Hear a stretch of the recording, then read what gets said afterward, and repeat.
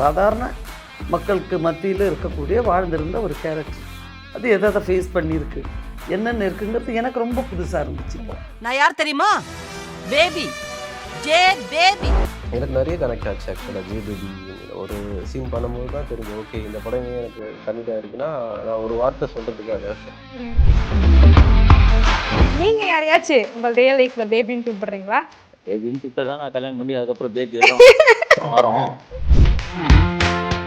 நாங்கள் நடிக்கும் போது வந்து ஸ்பாங்கெல்லாம் வந்து டைலாக் பேசி முடிச்சோன்னு சுற்றி நின்று பேர் கை தட்டுறாங்க. பயங்கர ஆச்சரியமாயிடுச்சு. அதுக்கப்புறம் தான் தெரிஞ்சு அவங்க பாக்கு போட்டுட்டு அந்த தட்டுறாங்க. நல்ல வேலை அது பெரிய ஒரு குண்டா இல்லாமல் போயிட்டாரு. அது மாதிரிலாம் ஏற்றுறது இறக்குறது அப்படிலாம் கிடையாது. என்ன ஒன்றும் ஆட்டோவில் ஏற்றுவாங்க இறக்குவாங்க தவிர நான் ஒருபோதும் வந்து ஏற்றுறது கிடையாது.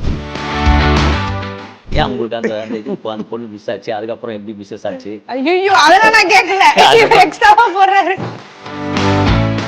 ஒரு பேர் ரவுடிசம் பண்ணி புள்ளிங்களாம் அடி வாங்கி வெட்டு குத்துலாம் வாங்கி நிற்கிறத விட அடி அவார்டு அடி, அதெல்லாம் அவார்டுக்கு வாங்குற அடி, அது பெருமை தான். பெருமை தான். வாங்கடா நீங்க சொன்னது தானே அவார்டு.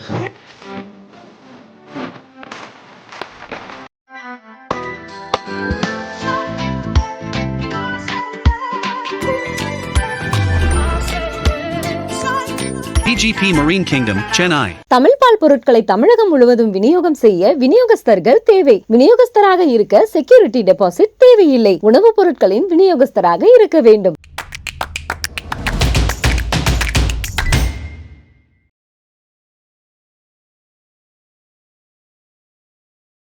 குமுதம் நேயர்களுக்கு வணக்கம். இன்னைக்கு என் கூட கான்வர்சேஷன்ல ஜே பேபி டீம் தான் இருக்காங்க. வணக்கம், எப்படி இருக்கீங்க? ஆஃப்டர் லஞ்ச் வந்து எல்லாரும் கொஞ்சம் வந்து அப்படிதான் இருப்போம்னு நினைக்கிறேன். ஸோ ஜே பேபியோட டீசர் பார்த்தேன். ஒரு பயங்கரமான ஒரு ரெஸ்பான்ஸ் இருந்துச்சு அந்த டீசருக்கு. அதுலேயும் மேம் இந்த கடைசி டைலாக், மேம் என்னை விட்டு போயிடாத நைனா அப்படின்ற டைலாக் இருக்குல்ல, ரொம்ப எமோஷனலாக இருக்குது. அந்த சீன் பற்றி சொல்லுங்கள் மேம். இல்லை, சீன் எக்ஸ்பிளைன் பண்ண முடியாது. அது அவங்களுடைய ஒரு ஹாலுசினேஷன். அவங்கள எல்லாரும் விட்டுட்டு போகிறாங்களா அப்படிங்கிற ஒரு ஃபீலில் ஒரு மவுண்டேஜ் மாதிரி எடுத்தது. ஸோ அது படத்தில் பொறுமையாக வரும்போது நீங்கள் தெரிஞ்சுக்குவீங்க. ஓகே. ஸோ சார், இப்போ வந்து உங்களை எப்போவுமே வந்து இன் அண்ட் அவுட் காமெடியனாக தான் நம்ம பார்த்துருக்கோம். இதில் பார்க்கும்போது எனக்கே ஒரு சார் என்ன பயங்கர டிஃப்ரெண்ட்டாக இருக்குது, ஃபுல்லாக எமோஷ்னலாக ஒரு கனெக்ட் இருக்கே அப்படின்ற மாதிரி. ஸோ நீங்கள் சொல்லுங்கள், நம்ம எமோஷ்னலாக பண்ண போகிறோம் அப்படின்ற போது உங்களுக்கு என்ன தோணுச்சு மைண்டில்? எனக்கு என்ன தோணுது, நம்ம இப்போ காமெடியாக பேசுவோம். இப்போ எடுத்தோடனே கேட்டிங்களே எங்களை விட்டு போயிடாதுன்னா என்ன, எடுத்தோடனே இப்படி கேட்ட உடனே எங்களை விட்டு இவங்க போயிட்டு பாங்க. எமோஷனல் மேட்ரு அது சொல்லவும் முடியாது. ஏன்னா அது கதைக்குள்ளே வர விஷயங்கள்ல அந்த மாதிரி தான விஷயங்கள் தான். நிறைய விஷயங்கள் வந்து படத்தில் ஒரு சீரியஸாக ஒரு கேரக்டர் பண்ணியிருக்கோம். அதனால் வந்து சரி ஓகே, படம் ரிலீஸ் ஆச்சுன்னா பேசலாம்ல, நிறைய விஷயங்கள் அந்த மாதிரி பேசலாம் அப்படின்னு தான் யோசித்தோம். ஏன்னா எந்த சொன்னாலும் முன்னாடி வந்து இது சொல்லிடுற மாதிரி இருக்கும், ரிவீல் பண்ற மாதிரி இருக்கும் அப்படின்ற. ஐயோ அப்ப நாங்க என்ன பண்றது? இல்லை, யதார்த்தமான கேரக்டர்ஸ் எல்லாருமே ரொம்ப சீரியஸு ரொம்ப காமெடி அப்படிங்கிறதெல்லாம் யதார்த்தமாக எல்லா உணர்வுகளும் எல்லா கேரக்டர்ஸுமே வந்து போகும். மாறன் கொஞ்சம் வித்தியாசமாக அந்த மாதிரி ஒரு கேரக்டர்ஸ் இல்லை, அந்த மாதிரி ஒரு ஃபேமிலி ஒரு டீமோட ஃபஸ்ட் டைம். ஸோ இந்த இதில் போஸ்டர்ஸ் பார்க்கும்போதே உங்களுக்கு தெரியும் அந்த அளவுக்கு ஒரு இம்பார்ட்டன்ஸ் இருக்குது அந்த மாதிரி ஒரு கேரக்டர். ஓகே. நாங்கெல்லாம் ரொம்ப மிஸ் பண்ணோம். வை லாங் கேப்? என்ன எதனால லாங் கேப்? போயிட்டே தான் இருக்குது. ரிலீசஸ் வந்து கொஞ்சம் இதுவாகிடுச்சு. இப்போது அடுத்தடுத்து படங்கள் வந்துட்டு அது சரியாயிடும். சரியாயிடும். ஓகே. ஸோ இந்த லுக்கில் பார்க்கும்போது லைட்டாக இந்த படத்துக்காக வெயிட் போட்டிங்களா இல்லை நிஜமாலே வெயிட் போட்டிங்களா? இல்லை, அந்த படம் பண்ணுறப்போ கொஞ்சம் வெயிட் இருந்துச்சு முதல்ல இருந்ததை விட. சுரேஷ் மாதிரி என்ன படத்தோட டேரக்டர் வந்து இன்னும் எனக்கு கொஞ்சம் நல்லா வெயிட் வேணும்னாங்க. அதுக்காக கொஞ்சம் நம்ம வெயிட், அதுக்கு முன்னாடி கொஞ்சம் இருந்தது, இவ்வளோ கிடையாது. இது படத்துக்கு பண்ணது. Okay ma'am. இப்போது நிறைய படங்கள் வந்து அம்மா எமோஷன்ஸ் வச்சு எடுக்கிறாங்க இல்லையா, நிறைய படங்கள் வந்துருச்சு. பட் இந்த படம் என்ன மேம் மாறுபடும்? இது ஒரு என்ன சொல்கிறது, ஒரு கேரக்டர் ஒரு கதை க்ரியேட் பண்ண அதில் வரக்கூடிய கேரக்டர்ஸ் வேறு. இப்போ சூரிய போற்று ஏன் கொஞ்சம் இன்னும் கொஞ்சம் யதார்த்தமாக போச்சுன்னா அதுவும் ஒரு என்ன சொல்கிறது ஒரு பயோபிக். அது ஸோ ஒருத்தருடைய வாழ்க்கையில் நடந்த கதை ஆல்ரெடி அந்த கேரக்டர்ஸ் எல்லாம் இருந்தாங்க. ஸோ அதை பார்த்து பழக்கமான கதைங்கிறதுனால அது கொஞ்சம் பண்ணும்போது இன்னும் கொஞ்சம் யதார்த்தமாக ஆக்ட் பண்ணும். ஸோ இதுவும் வாழ்ந்த ஒரு கேரக்டர். இன்னும் ஒரு 8 வருஷம் வரைக்கும் முன்னாடி வரைக்கும் இங்கே இருந்த ஒரு கேரக்டர். இது டைரக்டர் சுரேஷுடைய பெரியம்மா. Okay, real story. ஒரு ரியல் ஸ்டோரிங்கிறதுனால இன்னும் கொஞ்சம் அதில் யதார்த்தமாக இருக்கும். நம்ம எல்லாம் பிஹேவியர் ஆக்டிங்கிலே இருக்கணும், கொஞ்சம் கூட சினிமாத்தனமாக இருக்கக்கூடாது. ஒரு சினிமாத்தனம் மீன்ஸ் டோட்டல் படத்தினுடைய கலரே அதுதான். எப்போவுமே ரஞ்சித் டீமுக்கு அந்த மாதிரி இருக்கும், அவருடைய படங்கள்ல எல்லாம் அந்த இது இருக்கும்.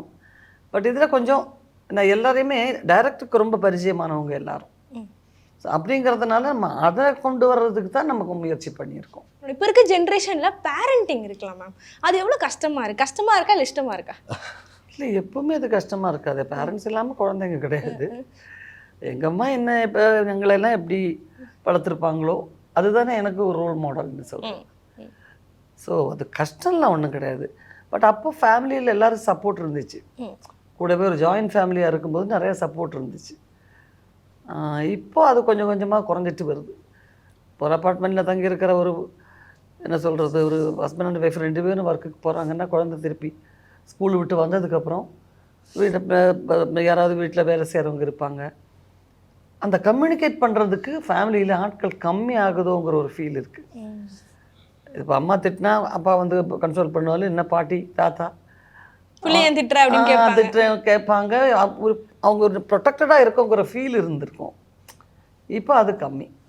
ஓகே சரி, இப்போ நீங்கள் சொல்லுங்கள், இப்போ நம்ம சினிமாவை நோக்கி ஓடிட்டே இருக்கோம், அதில் எப்படியாச்சும் வெற்றி பெறணுன்ற போது நீங்கள் ஃபீல் பண்ணியிருக்கீங்களா, நம்ம பிள்ளைங்க கூட இருக்க நேரத்தை நம்ம மிஸ் பண்ணிட்டோமே அப்படின்ற மாதிரி, ஒரு பேரண்டிங் அப்படின்ற ஒரு ஃபேஸை மிஸ் பண்ணியிருக்கோம் அப்படின்ற மாதிரி?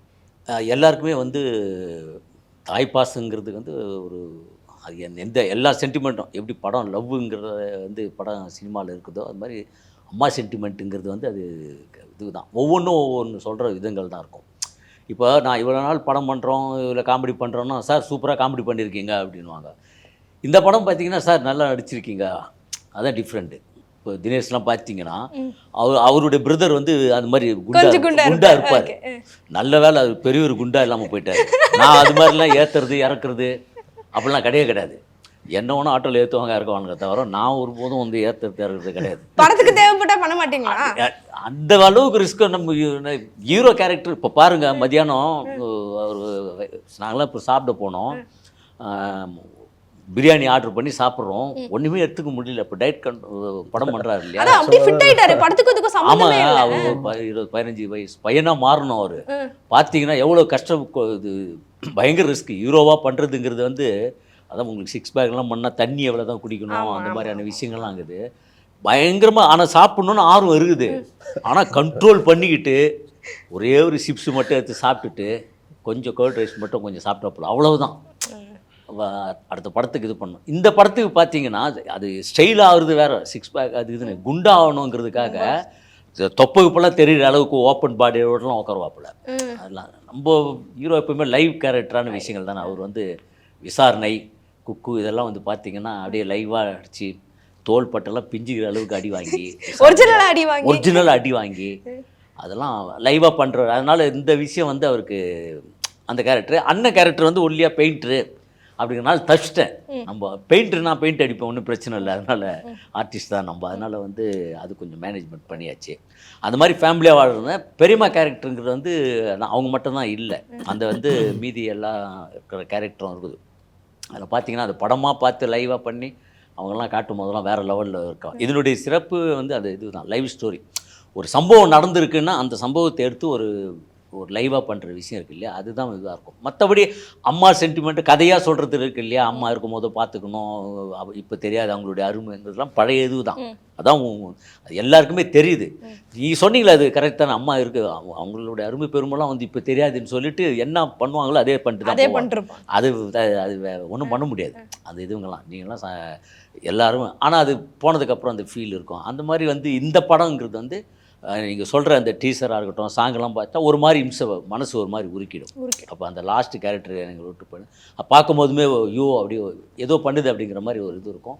ஃபேமிலியாக அப்பா அம்மா இருக்கும்போதுவே நம்ம அந்த மிஸ் பண்ணக்கூடாது. அந்த ஃபீல்லாம் மறுபடியும் கொண்டு வர ஒரு நல்ல விஷயங்கள் தான் படங்கள் வந்து. ஏதாவது ஒரு நல்ல விஷயங்கள் சொல்லணும் அப்படிங்கிறதுல அப்படியே தான் நினச்சேன்.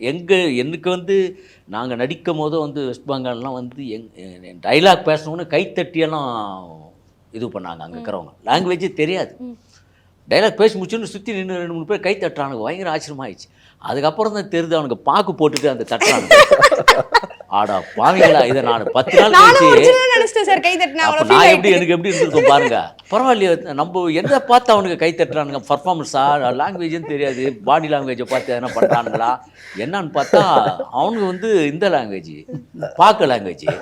ஆடா பாவிங்களான்னு பயங்கரமாக இந்த மாதிரி நிறைய விஷயங்கள்லாம் நடந்து எப்பவுமே மனசு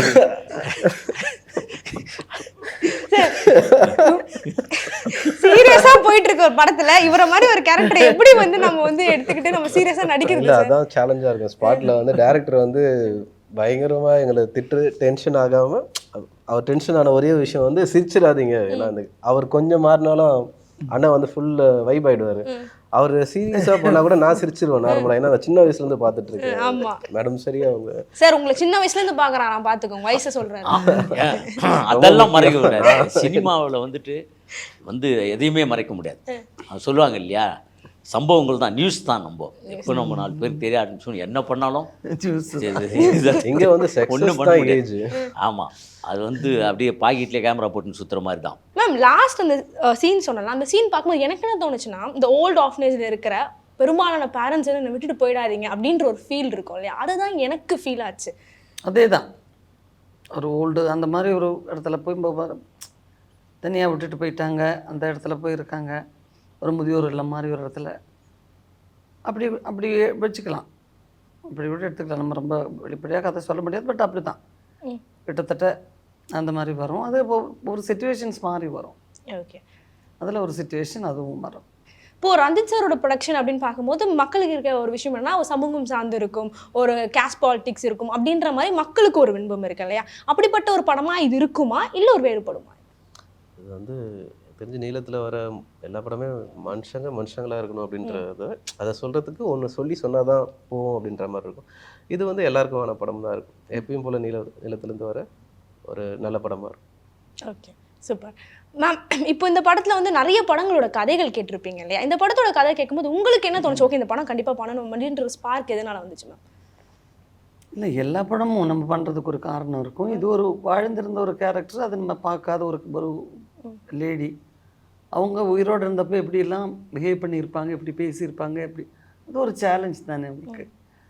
அதுதான் நமக்கு அதில் ஒரு ரொம்ப அட்ராக்ஷனாக இருந்துச்சு. அது அந்த ஒரு கேரக்டர் நமக்கு தெரியாது, ஆனால் ஷூட் பண்ண போகிற இடங்கள்ல எல்லாருக்கும் தெரியும். ஒரிஜினல் லொக்கேஷன்ஸ் தான் எல்லாம் ஷூட் பண்ணியிருக்கோம். ஸோ அந்த ஏரியாவில் எல்லாருக்கும் ஒரு பழக்கமான ஒரு அம்மா, அது பழக்கமே இல்லாத நம்ம இமேஜின் பண்ணி அந்த கேரக்டர் பண்ணுறோங்கும் போது அது இந்த அளவுக்கு நல்லா பண்ணணும் அப்படிங்கிறது தான், அதுதான் முயற்சி பண்ணியிருக்கிறது. ஓகே, ஸோ இந்த டேரக்டரோட ஒர்க்கிங் இதை பற்றி சொல்லுங்கம்மா. தான் இப்போ தினேஷ் சொன்ன மாதிரி, இப்போ எனக்கு அவர் அப்ரோச் பண்ணும்போது அதில் இப்போ டேட்ஸு விஷயங்கள், அப்புறம் ஒரு மெச்சூர்ட் கேரக்டர் திடீர்னு பண்ணும்போது இருக்கிற சில இன்கன்வீனியன்ஸ், அதெல்லாம் சொல்லி நான் கொஞ்சம் தவிர்க்கிறதுக்கு தான் முயற்சி பண்ணிக்கிட்டு இருந்தேன். பட் விடாமல் அவர் சாஃப்டான அந்த அப்ரோச்லேயே திரும்ப ஒரு 4 நாள் கழிச்சுட்டு மேம் நான் வீட்டுக்கு வந்து இன்னொரு தடவை எக்ஸ்பிளைன் பண்ணிவிடுவா. கடைசியில் வேறு நம்ம வந்து பண்ணியே ஆகணும். பிகாஸ் இல்லைன்னா ஐயோ இப்போ ஒரு அவசரப்பட்டு பேசுறதெல்லாம் கிடையாது. பொறுமையாக அந்த ப்ராசஸிங்கில் போயிட்டே இருந்த ஒரு நம்பிக்கை, எப்படி இருந்தாலும் அவங்க பண்ணிவிடுவாங்க இந்த கேரக்டர். கடைசியில் நீங்கள் தான் பண்ணணும். நீங்கள் வேணாம்னு சொல்லிட்டீங்க. இல்லை, வேண்டான்னு சொன்னது கதை நல்லா இல்லைங்கிற காரணத்துக்காக. என்ன சொல்கிறது, இவ்வளோ பெரிய பசங்கள்லாம் உள்ள ஒரு கேரக்டரு, அது என்னால் ஜீர்ணிச்சிக்க முடியல. ஐயோ அது எப்படி இருக்கும், நம்ம பெர்ஃபார்ம் பண்ணால் அது எப்படி வரும், சரியாக வருமா வராதா, அதெல்லாம் இருந்துச்சு. பட் அது சுரேஷ் வந்து அதுக்கப்புறம் அந்த கேரக்டர் உண்மையான கேரக்டர் அதில் இந்த மாதிரின்னு ஃபைனலாக வந்து சொன்னார், இதுதான்மா இது உண்மையான ஒரு கேரக்டர், இந்த மாதிரி இருந்துச்சு அப்படின்னு சொல்லும்போது அதில் நிறைய விஷயங்கள் நமக்கு புரிஞ்சுது. ஏன்னா இன்றைக்கி சாதாரண மக்களுக்கு மத்தியில் இருக்கக்கூடிய வாழ்ந்திருந்த ஒரு கேரக்டர், அது எதை ஃபேஸ் பண்ணியிருக்கு, என்னென்ன இருக்குங்கிறது எனக்கு ரொம்ப புதுசாக இருந்துச்சு. இப்போ பெரிய இதுவெல்லாம் ஒன்றும் கிடையாது, படமாக பார்க்கும்போது தெரியும் உனக்கு. ஆமாம், ஒரு ஆங்ஸைட்டி இருக்குல்ல, ஒரு எதிர்பார்ப்பு இருக்குல்ல, அது நம்ம வந்து வெங்காயம் உரிச்ச மாதிரி சொல்லிட்டா எப்படி இருக்கும். படம் பார்த்தோம்னா நிறைய விஷயங்கள் அதை பற்றி சும்மா ஒரு 2 நிமிஷம் 1.5 நிமிஷம் ட்ரைலரை பார்த்துட்டே வந்து ஒரு 1.5 மணி நேரம் கேள்வி கேட்டுருக்கீங்களா, அதான் ஒரு 2.5 மணி நேரம் படம் பார்த்துட்டு வந்தீங்கன்னா எத்தனை மணி நேரம் அதுக்கப்புறம் என்னங்கிறது அதாவது பரவாயில்ல, எல்லாருக்கும் தெரிஞ்சிடும், பார்த்து ஆடியன்ஸுக்கு இதை பார்க்கும்போதோ கனெக்டிங் ஆகிடுவாங்க. அது ஓகே, இதை சொல்கிறாங்க. அது இல்லாமல் ஒன்று சொல்கிறது இருக்குது இல்லையா, படம் ப்ரொமோஷனுக்கு வந்து எப்போவுமே பார்த்தீங்கன்னா வாங்க இந்த படம் நடிச்சிருக்கிறோம், இது வந்து படம் பாருங்கள் நல்லா இருக்குது, உங்களுக்கு எல்லாருக்கும் பிடிச்சிருக்குது, மியூசிக் நல்லா இருக்குது, அப்படி சொல்லிட்டு போகிறது தான் விஷயம். அதை உட்காந்து ஒரு 3/4 மணி நேரம் பேசுகிற கஷ்டங்குது. அது என்னடவோ ஒன்று போயின்னு இருக்கும் சம்மந்தம் இல்லாமல். அதுக்கப்புறம் மேடம் நீங்கள் பணம் பண்ணீங்களே, அதுக்கும் இடையில என்ன கேப் ஆயிடுச்சு, அப்புறம் அந்த கேரக்டர் நீங்கள் பண்ண வேண்டிய கேரக்டர் ஏன் மிஸ் ஆச்சு. சார் இங்க வந்து உட்கார்ந்துக்கோங்க, பேசாம நான் போயிடுறேன். நான் பாவம் இல்லையா? அதான் அந்த மாதிரி ஏன் உங்களுக்கு அந்த அந்த இது இப்போ அந்த பொண்ணு மிஸ் ஆச்சு, அதுக்கப்புறம் எப்படி மிஸ்ஸஸ் ஆச்சு. ஐயோ அதெல்லாம் நான் கேட்கல, எக்ஸ்ட்ராவா போடுறாரு. அந்த மாதிரி ஏதாவது ஒன்று என்ன பண்ணுறது, நீங்களும் ஏதாவது ஒன்று கேட்டாகணும், நாங்களும் ஏதாவது ஒன்று சொல்லி ஆகணும். சரி கேளுங்க. சரி, இவர் சொன்ன மாதிரி லொகேஷன்ஸ் எங்கங்க சார் போய் எடுத்தீங்க? கொல்கத்தா வேற எங்க? கொல்கத்தா தானே நான் போனேன். அதான் மெயின் அவுட்டோர் லொகேஷன். எனக்கு ரொம்ப பிடிச்ச ஊர், எனக்கு அங்கே ஜனங்களே வந்து ரொம்ப அன்பாங்க. டீ வந்து முக்கியமாக வந்து ஒரு பாட்டில், மண் பாட்டில் தருவாங்க. ஷூட் சூப்பராக இருக்கும், அவ்வளோ சூடாக ஊற்றுவாங்க. ஆனால் மண் பானையில் அதை ஊற்றுறது உடனே அது டக்குன்னு நம்ம சிப் பண்ணலாம், அவ்வளோ சூடாக இருந்தாலும் மண் வந்து அப்சர்வ் பண்ணிக்கும். அதை உடச்சிட்டு புதுசு சாப்பிட்லாம். குடிக்கிறத பார்த்துட்டு குடிச்சிட்டு சாப்பிடுங்கன்னு சொல்கிற மாதிரி. அவங்க பெங்காலி அண்ட் ஹிந்தி அதிகமாக பேசுகிறாங்க. நல்ல ஊர், ரொம்ப அன்பான ஊர், எனக்கு ரொம்ப பிடிச்சது. லொக்கேஷன்ஸும் ரொம்ப பிரமாதமாக இருந்துச்சு. எல்லாமே டிஃப்ரெண்ட்டாக நம்ம நார்மலாக பார்க்குற லொக்கேஷன்ஸ் இல்லை இல்லையா. மலையாளம் படங்கள் நிறைய வந்து அங்கே போய் எடுத்து ஷூட் பண்ணியிருக்காங்க. பட் தமிழில் நான் நினைக்கிறேன் ரொம்ப நம்ம வந்து அதை அந்த லொக்கேஷன்ஸ் பார்த்தது. ஓகே சரி, இப்போ இந்த படத்துல வந்து அம்மா சென்டிமெண்ட் இருக்கனால நீங்க வந்து உங்க அம்மா கூட இருக்க அந்த ஒரு பாண்டை பத்தி சொல்லுங்க சார். எந்த இடத்துல வந்து உங்க அம்மா வந்து ரொம்ப மிஸ் பண்ணியிருக்கீங்க நீங்க? வாய்ப்பு தேடும்போது தனியார் ரூமில் தான் ஸ்டே பண்ணியிருந்தோம். ஸோ அப்போ வீட்டில் எல்லாருமே அப்பா அம்மா என்ன பண்ணுவேன்னு கேட்கும்போது அந்த மாதிரி நிறைய கொஸ்டின்ஸ் வரும். அப்புறம் நம்ம சாப்பாடு வந்து கண்டிப்பாக அம்மா என்ன திட்டினாலும் சாப்பாடு ஃபுல்லாக இருக்கும். என்ன நமக்கு வேண்டியது எல்லாமே அங்கே, அதெல்லாம் ரூமில் இருக்கும்போது வந்து நம்ம நிறைய மிஸ் பண்ணியிருப்போம் தனியாக இருக்கும்போது வந்து. ஏன்னா டீ கடை தான், டீ ஸ்டால் மட்டும்தான், டீ ஃபுல்லாக அதே தான். அந்த மாதிரி நிறைய இந்த படத்தில் எனக்கு நிறைய கனெக்ட் ஆச்சு ஆக்சுவலாக. ஜே பேபி ஒரு சீன் பண்ணும்போது தான் தெரிஞ்சது, ஓகே இந்த படம் ஏன் எனக்கு கமிட்டாக இருக்குன்னா நான் ஒரு வார்த்தை சொல்கிறதுக்காக அது வந்து எனக்கு ஓப்பன் ஆச்சு. அது எனக்குள்ளேயே வந்து நல்லா பிரிஸ்கான நான். மேம் நீங்கள் சொல்லியிருப்பீங்க ஒரு இன்டர்வியூவில், நீங்கள் எந்த இடத்துக்குமே நான் தனியாகவே போனது கிடையாது, எப்பவுமே எங்கள் அம்மா கூட இருப்பாங்கன்னு சொல்லிட்டு. உங்கள் அம்மா உங்கள் லைஃப்பில் எவ்வளோ பெரிய ஒரு இது மேம் பேக் போன்? அம்மா வந்து ரொம்ப நல்ல ஒரு ஆர்டிஸ்ட், ரொம்ப நல்ல கிளாசிக்கல் டான்ஸர், ஹியூமர் ரொம்ப பிரமாதமாக பண்ணுவாங்க, ஹியூமர் எழுதுவாங்க, நல்ல எஜுகேட்டடவங்க, நல்ல ஹியூமர் எழுதுவாங்க வேறு. ஸோ அவங்கக்கிட்ட இருந்து கிடச்ச விஷயங்கள் தான் அதிகமாக எங்கள் ஆக்டிங்கில் இன்ஃப்ளூயன்ஸாக இருக்கிறது. அது என் சிஸ்டர் கல்பனாவுக்கு இன்னும் நிறையா கிடச்சிருக்கு ஹியூமரில். ஸோ முக்கால்வாசி எல்லா இன்ஃப்ளூயன்ஸும் அவங்களோட தான் சொல்லணும். சார் நீங்கள் சொல்லுங்கள் சார், எந்த தருணத்தில் உங்கள் அம்மாவை நீங்கள் ரொம்ப மிஸ் பண்ணியிருக்கீங்க? அப்போ எப்போவுமே ஒரு விஷயம் என்னென்னா, நம்ம வழக்கமாக அம்மா இருக்கும்போது நமக்கு தெரியாது, அப்புறம் வந்து அவங்க இல்லைங்கிற போது தான் ரொம்ப கவலையாக இருக்குங்கிறது தான் எல்லாருமே நிறைய பேர் ஃபீல் ஆகிற விஷயமே தான். அது ஏன் அந்த நேரத்தில் உணர்கிற விஷயங்கள் வந்து சூழ்நிலை வந்து ஒன்றும் பண்ண முடியாது. நம்மளுடைய மைண்டு வந்து அன்றைக்கி அந்த நேரங்கள் அப்படி இருக்கும். வந்து ஐயோ இப்போ இருந்தாங்கன்னா அம்மாவை நல்லா கவனிச்சிக்கலாம், நம்ம வெளிநாடு கூப்பிட்டு போகலாம், ஃப்ளைட்டில் கூப்பிட்டு அப்படிங்கிற கனவு ஆசைகள்லாம் இப்போ இருக்கும். அன்றைக்கி சூழ்நிலை அப்படி தான். இப்போ பார்த்தீங்கன்னா அன்றைக்கி வந்து இந்த இடம் இப்போ இவ்வளோ பெரிய இடம் வெறும் 50,000 அன்றைக்கி வாங்கி போட்டுருந்தேன்னா அன்றைக்கி 50,000 ரூபாய் இருக்காது. ஆனால் சொல்லுவாங்க அந்த மாதிரி, புரியுதுங்களா? அது அம்மாங்கிற விஷயம் என்னை பொறுத்த வரைக்கும். இப்போ எங்கள் அம்மாவோட நான் பாசமாக இருந்தேன்னு வச்சிங்கன்னா, அது வந்து எங்கள் வீட்டில் வந்து ஒரு 7 பேர் பெண்கள். நான் வந்து ஃபஸ்ட்டு அது 2 தம்பி அப்புறம் இருந்தாங்க. என்னை ஸ்கூலில் டீச்சர் அடித்தா கூட குடும்பமே அவங்க போய்டுவோம் ஸ்கூலுக்கு வந்து டீச்சரை திட்டிட்டு வருவாங்க. நீங்கள் அதை கேட்டுனுக்கும் போது தினேஷுக்கு அந்த ஞாபகம் தான் வந்தது எனக்கு. நான் என்ன மைண்ட் செட் பண்ணேன்னா, இப்போ கூட வந்து வெற்றிமாறன் சார் அந்த இன்டர்வியூ சொல்லிட்டு இருந்தார். அந்த விசாரணை படத்தில் முதுகில் அடிக்கும் போதோ கொம்புல சதியே ஒட்டின்னு வந்துருச்சு, அந்த கேரக்டர் அழுதுருக்கிறாரு தினேஷ் செகட்டிவ் பூஷணி. அது படம்ங்கிறது ஓகே, ரொம்ப ரிஸ்க் எடுத்து பண்ணியிருக்காரு. இப்போ வீட்டுக்கு வந்து முதுகில் வந்து அடிபட்டுருக்கணும் போது அவங்க அம்மாவுடைய மனநிலை எப்படி இருந்திருக்கும்?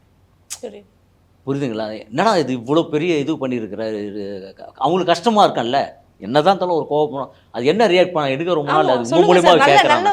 அது கேளுங்க, அது சொல்லுங்க, நான் கேட்கணும்னு. ஏன்னா நம்ம வந்து படத்துக்காக பண்ணிடுறோம், பட் தாய்க்கு வந்து அது ரொம்ப கஷ்டம். அது எப்படி அந்த நேரம் அப்படி வீட்டுக்கு போய் என்ன ரியாக்ட் பண்ணாங்க? பயங்கரமாக பார்த்துப்பாங்க, ரொம்ப ராஜமரியாதையாக இருக்கும். நம்மளுக்கு குழந்த மாதிரி ஃபுல்லாக இப்பயும் அப்படி தான். அதனால் எல்லாமே தண்ணி கூட அப்படி ஒரு இதுனா அவங்களால நடக்க முடியாது, முட்டி இதுவாக இருக்கும். ஆனால் எனக்கு அது கஷ்டமா, எனக்கு அது என்ன பார்த்துக்கிறது எனக்கு கஷ்டமாக இருக்கும், டக்கு டக்குன்னு போகிறது. விசாரணை வந்து அப்போ நான் சொல்லுவேன், எக்ஸ்பிளைன் பண்ணிடுவேன், அது இல்லை அது இதுதான் சும்மா தான் அப்படின்னு. ஆனால் அவங்க ஃபுல்லாக எல்லா ஃப்ரெண்ட்ஸ்கிட்டையும் வர என் தம்பி ஃப்ரெண்ட்ஸ் தான் அப்போ வந்து என்னை பார்ப்பாங்க. அது இங்கே பாரு அடி வாங்கிட்டு படுத்துட்ருக்கன்ற மாதிரி ஃபீல் அழுவாங்க. அப்புறம் சரி ஆகிடுவாங்க. படம் அந்த படம் பார்த்துட்டு அவங்க அம்மா அவங்க பிரதரும் என்னதான் பாராட்டிகிட்டே இருந்தாங்க. அதுதான் நம்ம திருப்பி அது பெரிய விஷயம். அது பயங்கரமா இதெல்லாம் பண்ணிட்டு ஆக்டிங் இதில் அது ஒரிஜினலாக இருந்த அப்பா வாங்கின அம்மாக்கள்லாம் என்ன ஒரிஜினலாக அந்த அடியை வாங்குற ஸ்டேஷனில் அது வந்து அதனால் நான் அதுக்குள்ளே போக மாட்டேன், அந்த படத்துக்குள்ளே. அது கொஞ்சம் பயமாகவே இருக்கும். அடி வாங்க எவ்வளோ பேர் ரவுடிசம் பண்ணி புள்ளிங்கெல்லாம் அடி வாங்கிட்டு வெட்டு குத்துலாம் வாங்கிட்டு இருக்கிறத விட இந்த அடி அவார்டு அடி, அதெல்லாம் அவார்டுக்கு வாங்குற அடி, அது பெருமை தான். வாங்கடா இன்னும் நீங்கள் சொன்னது தானே அவார்டு. சார் இப்போ இந்த டிரான்ஸ்ஃபர்மேஷன் வந்து லப்பர் பந்து பண்றீங்களா, அதுக்கான டிரான்ஸ்ஃபர்மேஷன்? இல்லை லப்பர் பந்து முடிஞ்சிருச்சு, அது ரிலீஸ்க்கு ரெடி ஆகிடுச்சு. அடுத்து இது வந்து ரெடி ஆகிட்டு இருக்கேன் இன்னொன்று. அது ஃபுல்லி அது அனௌன்ஸ்மெண்ட் வரும்போது கரெக்டாக இருக்கும். இது ஒரு ப்ராசஸ் தான். எங்களுக்கு தெரிஞ்ச அப்டேட் வந்து நீங்கள் கேப்டனோட ஃபேனாக நடிச்சிருக்கீங்களாமே, அதே ஒரு புல்லரிக்கிற மாதிரி ஒரு மொமெண்ட்டாக இருக்குது. எப்படி வந்திருக்கு படம்? படம் வந்து கமர்ஷியலாக நல்ல ஸ்போர்ட்ஸ் தான், அது ஜாலியாக இருக்கும். ஹரிஷ் கல்யாணா, சுவாசிகா, அப்புறம் சஞ்சு, இவங்க எல்லாம் சேர்ந்து நடந்தோம். காளி வெங்கட், கேப்டன் சார் வந்து எனக்கு வந்து ஆக்சுவலாக அவரோட இன்னசென்ஸ் எல்லாருக்குமே நான் கொஞ்ச நாளுக்கு முன்னாடியே பார்க்கணுன்னு சொல்லி கூட கேட்டிருந்தேன். ஏன்னா படத்தில் நடிக்கும் போதே சாரை பார்த்துடலாம், டீமை போய் பார்த்துட்டு வந்துடலாம் அப்படின்னு சொல்லிட்டு கேட்டுட்டு இருந்தோம். அது நேரத்தில் எதுவும் முடியல. படத்தோட டைட்டில் பேபின்னு இருக்கனால நீங்கள் யாரை பேபின்னு கூப்பிடுவீங்க உங்கள் லைஃப்பில்? எனக்கு 2 பேபிஸ் இருக்காங்களே, அவங்கள பேபின்னு கூப்பிடுவீங்களா? பேபின்னு கூப்பிடுறது நான் தங்கம் செல்லம் சக்கரை அதெல்லாம் தான் கூப்பிடுவேன். உங்களை யார் பேபின்னு கூப்பிடுவா? என்ன யாரும் இது வரைக்கும் பேபின்னு கூப்பிட்டதில்லை. இந்த படத்துல தான் கூப்பிட்டாங்க எல்லாரும், பேபி பேபின்னு இந்த படத்துல தான். ஆனால் நீங்கள் ஒரு வாட்டி அவங்கள பேபின்னு கூப்பிடுங்க, அதுக்கு தான் அவங்கள கூப்பிடுறேன். பேபி நம்ம பேபி. ஆமா மேம், நிஜமாலே இன்னும் நீங்க பேபி மாதிரி தான் மேம் இருக்கீங்க, கியூட்டா. அவங்க எப்பவுமே அப்படிதான். இது டைட்டில் பத்தி அந்த குழந்தைங்க நிறைய பேசுவாங்க, நீங்க பார்த்துருப்பீங்க. ஆமா ஆமா. உனக்கு யாரு இவ்வளோ பெரிய ஆளா இருக்க, உனக்கு யாரு பேபி பேர் வச்சு வைப்பாங்க. ஓ பேபின்னு யாரும் இப்போதானே இந்த பேபின்னு சொல்றது, டியர் ஹனி இதெல்லாம் அப்போதான் அந்த மாதிரிலாம் அப்போல்லாம் கிடையவே கிடையாது, நடைமுறையில் அந்த வார்த்தையெல்லாம் கிடையாது. டியர்னா பெரிய விஷயம். இப்போ சர்வசாரமாக யாரை வேணாலும் டியர் மாறா அப்படிலாம் அப்போல்லாம் நம்ம அப்படி சொல்லவே முடியாது. என்ன டியர் அப்படின்ற மாதிரி. அதான் ஐ லவ் யூன்னா ஒரு காதல்ங்கிற ஒரே மீனிங் தான் நம்ம நம்பிக்கிறோம். எல்லாரும் சொல்ல ஆரம்பிச்சிட்டாங்க, எல்லாருக்கும். இல்லை எல்லாருமே சொல்லலாம், அதுக்கு அவ்வளோதான் அர்த்தம். காதல்ங்கிறது மட்டும் இல்லை. அப்போ நான் அதை கரெக்டாக தான் மேடம் கொஞ்ச நாள் முன்னாடி வரைக்கும் நடிச்சேன். நீங்கள் சொல்லும் போது தான் நான் கரெக்டாக நடிச்சிருக்கேன். பார்த்தீங்களா அந்த படத்தை? சார் நீங்க யாரையாச்சும் உங்கள் ரியல் லைஃப்ல பேபின்னு கூப்பிடுறீங்களா? இப்போ இல்லை, கூப்பிட போறீங்களா? இப்போ கூப்பிடுறது பட் கூப்பிட்டுருக்கோம் அந்த மாதிரி. கூப்பிட்டுருக்கீங்க கேர்ள் ஃப்ரெண்டையா? அஃப்கோர்ஸ். உங்களை யாரு பேபின்னு கூப்பிட்டுருக்கா? அதுவும் கேர்ள் ஃப்ரெண்ட் தான். ஓகே, பேபின்னு கூப்பிட்டா தான் நான் கல்யாணம் பண்ணி அதுக்கப்புறம் பேபி வரோம். இது ஒரு ஹாப்பி கேட்கறது.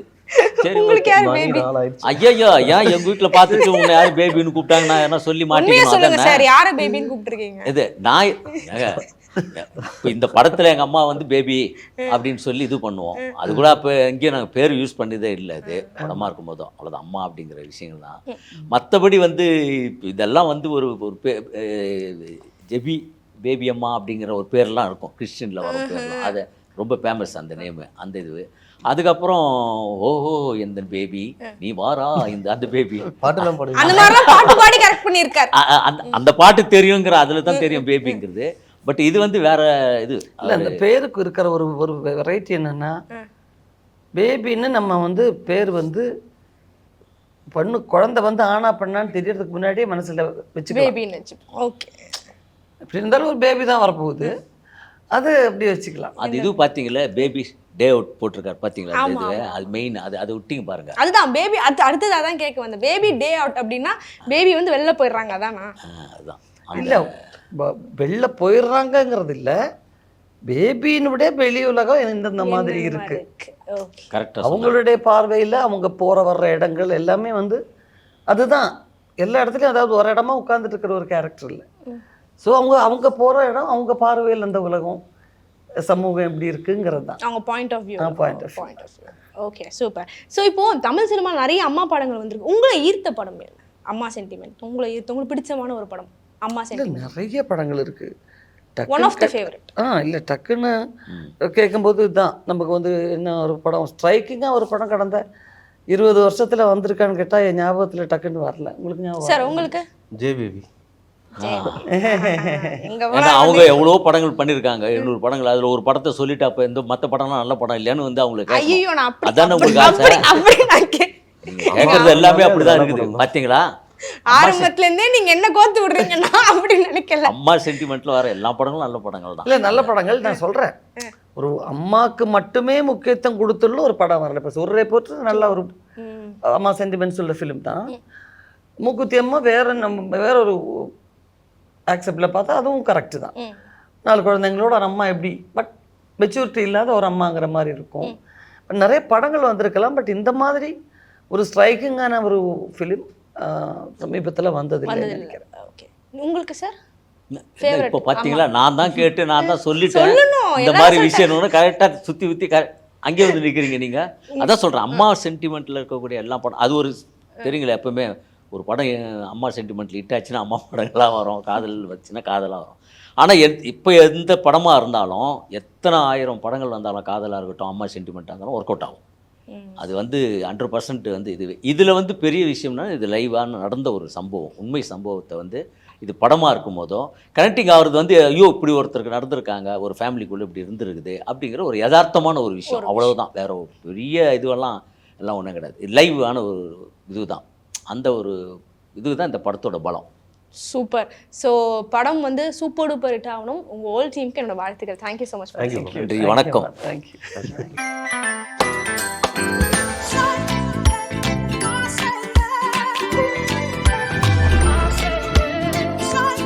PGP Marine Kingdom, Chennai. Tamil பால் பொருட்களை தமிழகம் முழுவதும் விநியோகம் செய்ய விநியோகஸ்தர்கள் தேவை. விநியோகஸ்தராக இருக்க செக்யூரிட்டி டெபாசிட் தேவையில்லை. உணவுப் பொருட்களின் விநியோகஸ்தராக இருக்க வேண்டும்.